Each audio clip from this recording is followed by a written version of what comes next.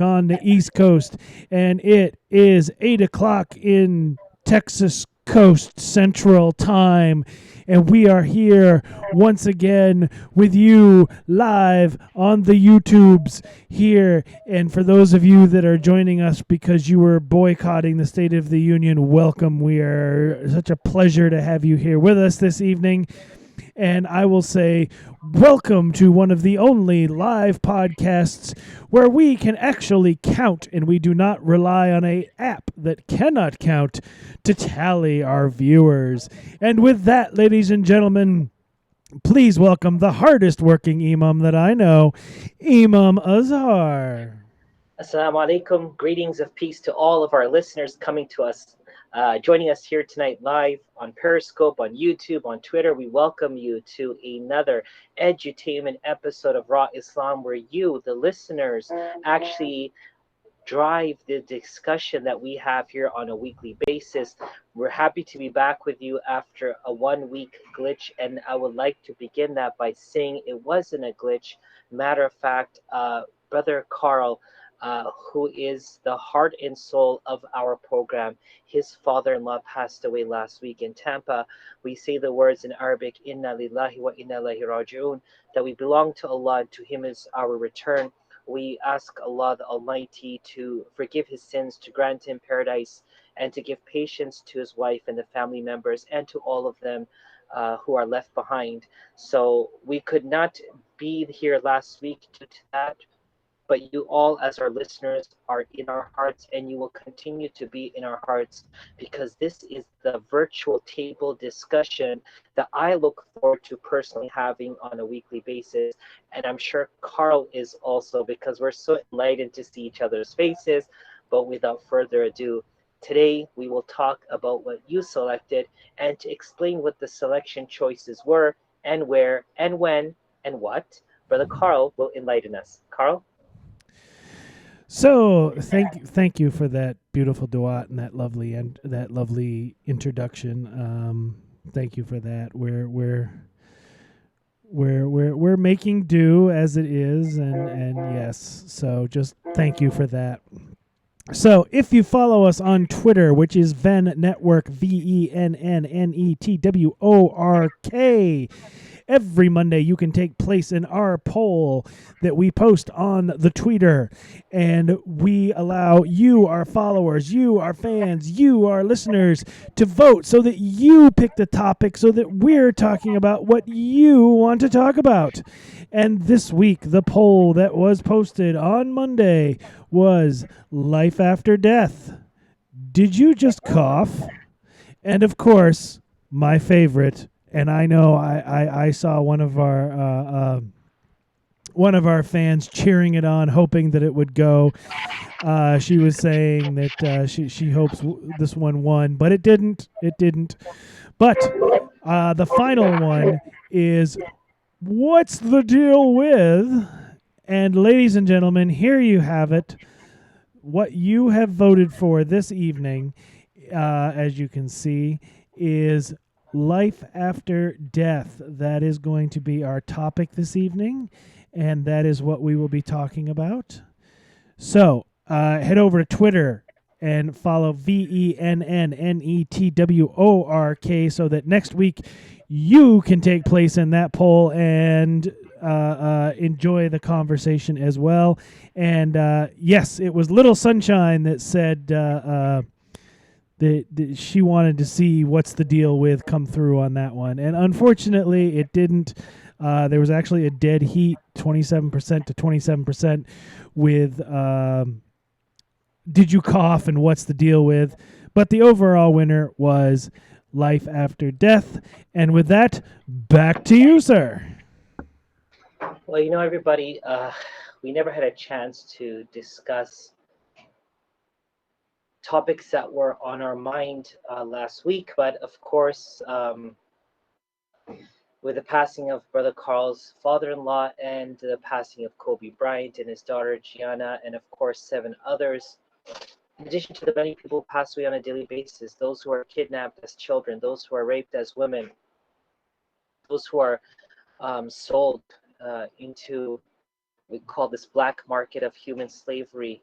and prostitution, and you know, the people are dying senselessly in Yemen and in Burma, in Palestine, all over the world. It's just chaos.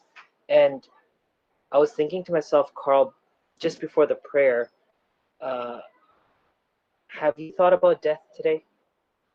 It's a question that I think I should start asking myself. We're taught in our religion to continuously think about death, not so that we can kill ourselves or go kill someone else, but because death is the true reality that no one can deny. And the world is a false deception that no one could ever hold on to.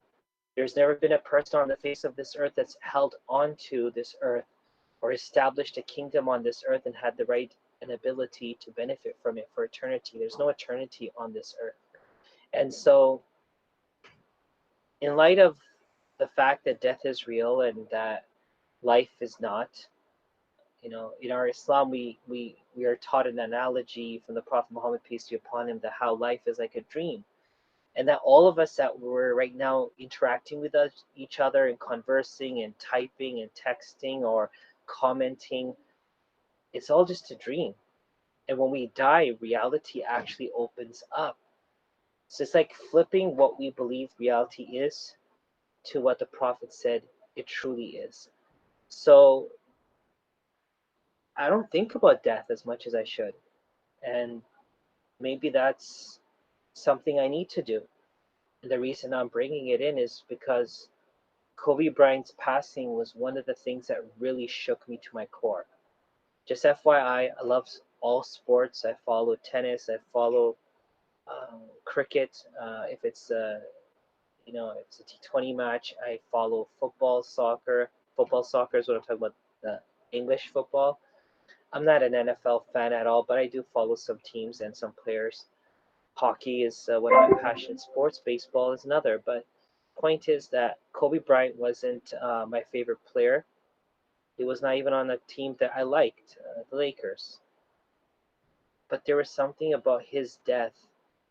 Maybe it was the fact that he was with his daughter. Maybe it was the fact that he was going to do what he loves to do. Maybe it was the fact that he gained respect of the masses, regardless of the fact that they may not have liked him on the court, only because of the fact that he was a disciplined human being when it came to what he wanted to accomplish. His 7-year-old dream when he was 7 actually became a reality. Not only did he get to the NBAs, but he was drafted with the Lakers, a team that he loved. He said initially that he'll be there for around 19 seasons. He completed 20. He said to Tracy McGrady, a good friend of his, that he wanted to die early. He died early. He left the court with 4.1 seconds left in the final game. He died at the age of 41. Like, there's so much to talk about, and I'm not here to talk about Kobe's death alone. It was the fact that that hit me, and it hit so many others, and I still don't understand why it hurts so much. Again, no relationship, no connection. He wasn't one of my childhood idols. Of course, growing up seeing um, Magic Johnson play, Larry Bird play, Michael Jordan play. If you've seen that time, you've seen true basketball. And then for it to transition to Kobe Bryant, and then for that to transition to LeBron James, and I can't name others because I feel they're the ones who are distinguished and notable in the field of basketball. It hurts when you think that life is there and life isn't. It hurts when you feel that you've done everything you need to do for your financial career, and then now you want to spend time on your family, only not realizing time is truly up. So, a person who leaves behind a $200 billion empire teaches us that we really need to reconsider life and reconsider what life is about. What is it that we want to accomplish in life? And number four, last but not least, how we can benefit from all our goals today, here and now. So if you have personal goals, if you have family goals, if you have spiritual goals, and if you have communal goals, don't do one over the other. Make sure you're enjoying your life while you're building your spirit, while you're spending time with your family, and you're serving the world. Leave behind a collective legacy. The American dream that you're just going to live and then you'll retire and then you'll have time for yourself really doesn't work. And I love people to, tell me otherwise. Comment below and tell me, because by the time you hit 60s and 70s, after working so hard your whole life to make sure that you have money for retirement, most of that money is going to go in healthcare and costs to take care of yourself. You won't be able to enjoy a big, juicy steak, a Kobe steak. By the way, his parents named him after Kobe meat, which is a very precious type of meat that is groomed to become what it is. It's a lot of massaging that makes sure that the fat is ingrained into the meat itself, that gives it texture and flavor. My favorite steak is Kobe steak, a ribeye steak. But again, think about this. You can't have money and then life. You can't have life and no money. You can't have health and nothing to do. And you can't have things to do but sickness that overwhelms you. So, Carl, we don't want to make it a very sad discussion tonight. And the second you said about death, because I looked at the polls, it was like a dead, tie last time I saw it. Just the fact that we started talking about it really changed my feeling on because of Kobe. But we need to talk about death, Carl. We really need to, as humans. Look, let's go outside the realm of religion for a moment. If you don't believe in Islam, perfectly fine. If you don't believe in Christianity, Judaism, or anything else, perfectly fine. I'm not here to preach or proselytize. That was our commitment to you, our listeners. 100 and how many episodes ago, Carl? 100 and 4. 104 episodes ago when we started, we made this commitment. We're not going to be here to preach Islam, to promote Islam, to kind of sugarcoat Islam. We're here to talk about the real world issues, but give the touch of Islam in perspective for people like myself who are of the faith and people who are listening of the faith and people who are not from the faith, to understand Islam in its context and not in the way that we see Islam today that's really taken out of context. So I've read up, I listened to a lecture of a person who read up on a book that spoke about remembrance of death is actually good for us. And the quote that he gave of that book, I'm sorry, I don't remember the author, the book itself, or the quote. I've written it down. I actually used it in one of my sermon, but it actually played well into what our religion tells us. Remember death oftenly. It allows you to focus. It allows you to be grateful. It allows you to focus on the real things and the big things and not the small things or the irrelevant things. It allows you to manage your time well. And it allows you to be prepared to account, and thus you're meticulous in what you do. So, Carl, I'm going to start thinking about that on a daily basis. And I want to know from you, especially in light of the passing of your father in law. I'm sure he was a great man, and possibly I might have met him in Tampa when I lived there. If not in Tampa, I've been in Florida for 16 years. I visited Tampa community quite frequently and oftenly. But Carl, tell us, what does this subject matter tonight mean to you? So I want to start with just a technical note, which is YouTube is telling me that some of you may suffer from buffering, and if that is the case, I am sorry. Just hang with us. We're going to keep going. The other thing that I want to point out is that Imam Azhar's camera is glitching a little bit, and I'm sure it's the speed of the feed and nothing else, but his audio is crystal clear. So while you may not see his mouth moving, he actually is talking because the audio is pretty steady, so you guys should be good on that. I also want to go through some comments on YouTube. Yes, I said Little Sunshine. That is completely my bad. It was Sunshine. Sunshine said that this is around the anniversary of her father's passing, and her only fear, the only fear about her own death is how her daughter will handle it. Otherwise, she has no emotions toward it one way or the other. And she did say that she doesn't spend enough time enjoying life. And then she also said that she could go for a really good Kobe ribeye, which, I mean, couldn't we all the time? But no, and I think you're right. Is that um, there was a phrase that I was trying to remember, and I feel like it came from.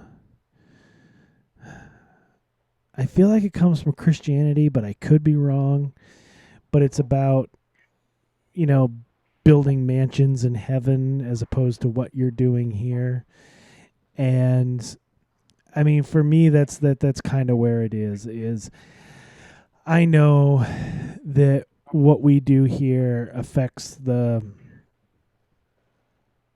let's say, reward or karma that we receive in the next life when we wake up from this dream.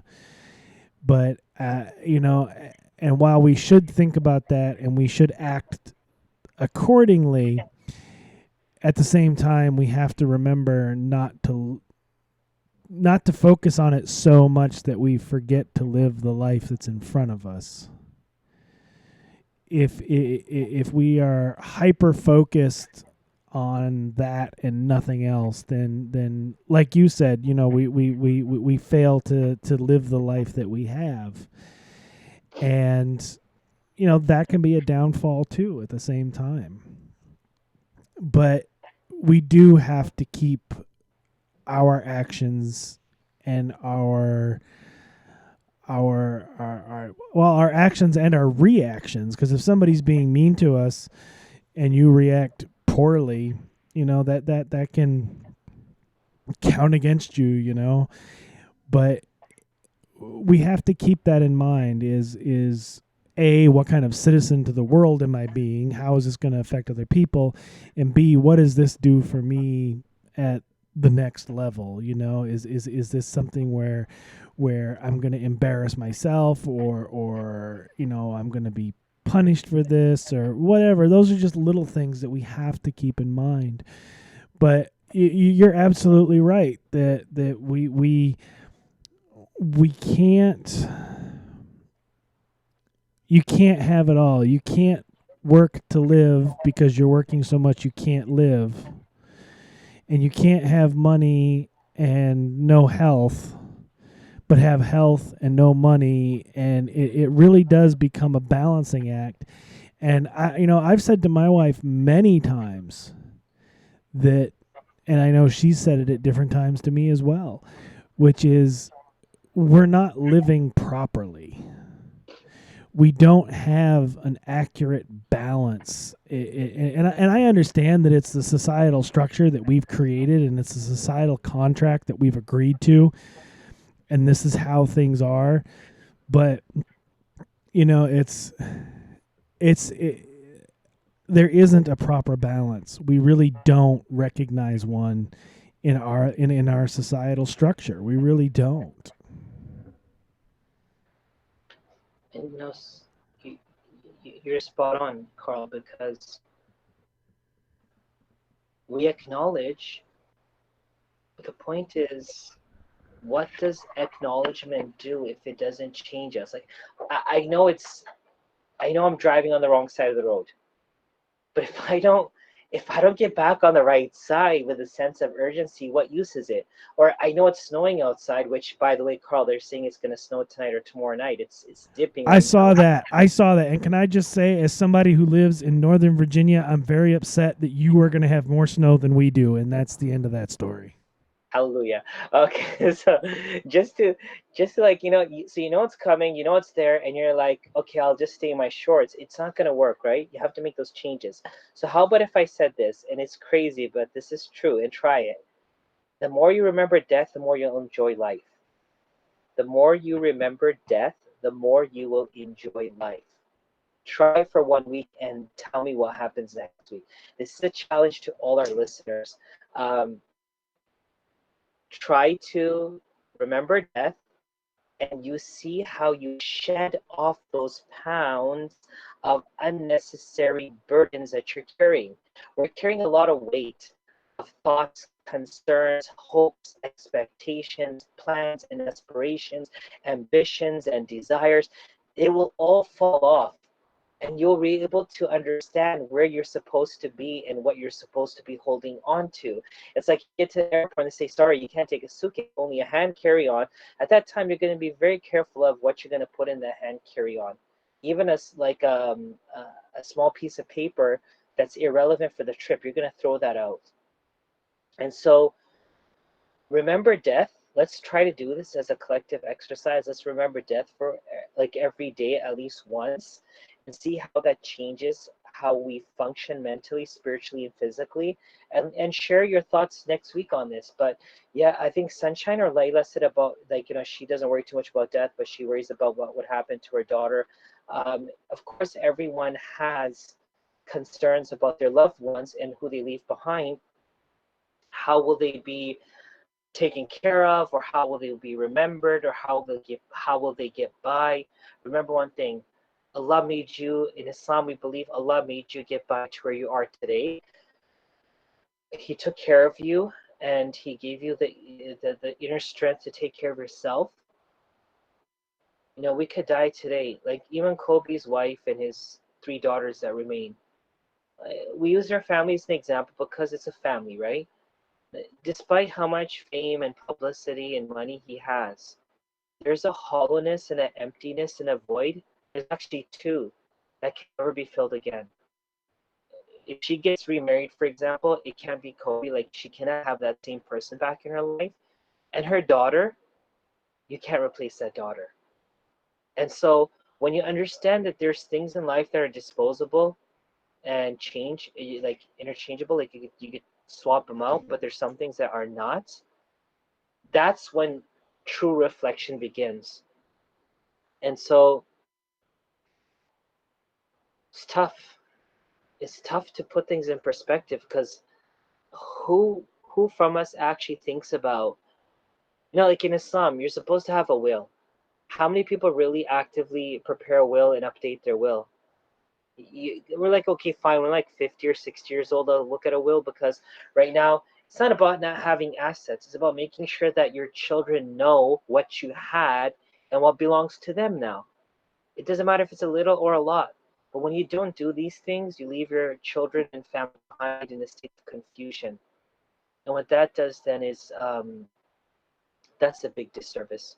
So don't worry about, what's going to happen to them. Worry about how you're going to leave them after you. And that could be tonight, that could be next week, that could be next year, that could be a century from now, or a couple of decades from now. Carl, that's really my message to our listeners tonight. I want to keep it, you know, short and sweet, and let them know that you guys selected an amazing topic. Remember that I'm fully into select, and it's something I'm learning from. I'm not here to preach. This is not my Friday sermon or Sunday service or Wednesday mass. This is actually a lot that I'm learning when we talk about these things. And the fact that you propel us to go into these discussions, we are forever so grateful to all of you. And and as you all know, that we were selected a few years ago as the podcast of the year. We were nominated. We did not win, but I promise you, if that day ever comes, which it's not my goal for this podcast, but if we were to ever win that award has all of your names on it, because this is everyone's. This is our virtual coffee table where we sit down on a Tuesday night across the country and across the world, and we talk, and we talk to each other. And Carl, before I pass it back to you, Vice News came out with a statistic that 25% of millennials have no friends. We're going into an isolated world. Mass population, mass isolation. So guess what? We are your friends, and we're proud to have you as our friends. Doesn't matter if you have many friends. We would love to be one of them. And if you have no one, we don't judge you. We're your friends. And so we look so we're so we anticipate this day. We look forward to this day. I look forward to just talking to Carl for like a minute before, and then like I tell him after the show I need to go because I have a meeting or something. But just the few seconds that we see each other, that friendship bond is there, and that's with all of you. I know you guys could see us, we can't see you. The lesson that a lot of people took from Kobe's death was appreciate one another. And that's why I'm going down this route. Let's appreciate each other. I appreciate all of you. We love all of you, and we hope that you feel the same way about us. If not, send an angry emoji towards Carl. Just put his name coming out of the mouth with a box saying, Carl, I hate you, whatever. But no, just joking. We love all of you. And again, thank you. Life is too short.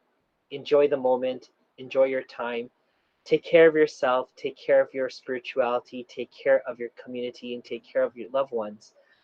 Tell everyone tonight that you love them before you go to sleep because, hey, that might be the last words that they'll remember, and rather be those words than anything else. And so, with that, Carl, I'm going to hand it back to you for our closing thoughts tonight. Well, I'm actually going to pass it right back to you, and it's only because I want clarification. Because when you say our homework for the week is to remember death, I actually want you to clarify what you mean by that. What is it you want us to do? But before I do throw that back to you, I'm just going to read Sunshine. I don't think that's the verse I was thinking of. I'll keep looking for that. Sunshine also said that you can keep the snow there in Texas. But I mean, come on. There's snow in Texas, but not in DC. It's weird. It's weird. Um, she also said that I think she's talking about Kobe's wife has a chronic illness, and while she can handle the physical issues, the moral support she gets from oh no, this would be her daughter. Sorry, her daughter has a chronic illness, and while she can handle the physical issues, the moral support she gets from Sunshine is what she says gives her the strength to endure. Um, because we talked about our passing, and she was saying that she's worried about how her daughter would handle it. Um, she said she appreciates us as well, and then she put an angry curse emoji at me, and then she said kidding. But anyway, with all of that being said, yeah, I'm gonna throw it back to you because when you say remember death this week once a day, I just want clarity on what exactly that means. Thank you, because again, sometimes you say something a lot, or you, again, preach mode and you forget to elaborate and expand on that. So I'm going to sit here for a second right now and do this exercise with you. I'm in my office. I have work on the table. I have a few phone calls to make. I have to go for a quick meeting and then I have to go home. I'm telling you my schedule for the next 2 hours. Now I'm going to stop here and say, just say I was going to die right now. Just say I knew that I couldn't do all of those things. What would be the one thing I want to do? Would it be one of the things that are on the agenda, or would it be something separate? This is called thinking about death and how it changes life. And when you think about that, like you wake up in the morning, so let me think about death right now. Okay, I have to take my daughter to school. I have to go to the doctor appointment, get the groceries, I have to pay the electric bill. I have to shovel the snow in New Jersey, yes, or Virginia. A lot of snow, like 10 feet of snow. I'm joking, Carl. Sorry. That's death in itself. I'm sorry. I didn't want to do that, Carl. Inshallah. And that's only 12 o'clock worth of schedule. You say, but I could die within the next 20 minutes. What would I do? Well, I think I would just go home and say to my loved ones, I'm sorry. I would hold my daughter tight before I let her go to school. I would give her the hope and encouragement that she's going to be fine. I would turn to God and I would say, forgive me before you receive me. Again, everyone has their own way of doing things. But believe me, um, now you live your day. If you're in the East Coast, maybe an hour or two before you go to sleep, if that's an exercise that you just did with me right now, see how it changes how you think, what you do, and how you do it. And if you feel that's effective, do it for the next 6 days, 7 days. And we'll come back next Tuesday. We will talk the topic that you've selected, but we'll just put in a few minutes to highlight how this made us introspect, reflect, resolve issues, build bridges, stop burning down, relationships. Everyone's going to have a unique twist to it. Everyone's going to have a unique experience. I believe so. So, yeah, let's think about death. And then let's focus on true parts of life. It's like a pomegranate. It's beautiful from the outside. And what lies beneath it is hell. Because once you crack that thing open and rip it open, it's all this yellow skin and those little seeds. But you sit there and you're ready and determined to peel every single seed out of that peel. So you can sit down and enjoy the pomegranate. The, the, the hassle and the inconvenience to go from cutting it open to taking out all that skin just for that red ruby seed, it's so worth it because now you're purpose driven. And so you're going to be very careful and focused on what it is you want. And in a world where there's so much to want and there's so much more to desire and there's so much more to wish for, focusing inward sometimes makes you put a smile on your face. If that smile comes on your face, you're living life. Back to you, Carl.